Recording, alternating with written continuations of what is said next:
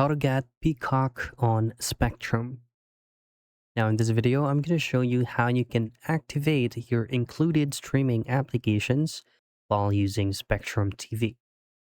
Now first things first, if you go ahead straight into the home screen of your Spectrum TV from whatever subscription that you chose or that you purchased from Spectrum, you actually have an included streaming applications. So again, there's no need for you to download third-party applications for you to obtain Peacock because this is already included in your pack. So all you have to do is just to head straight into your Spectrum account, usually located at the upper right, which your profile picture is showing. And then you should be able to see the option there that says activate your streaming apps today.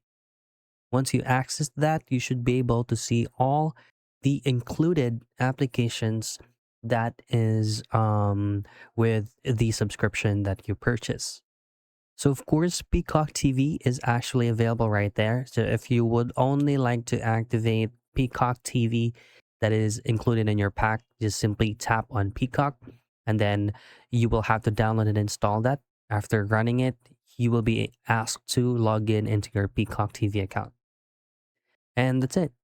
That's how you get Peacock on Spectrum.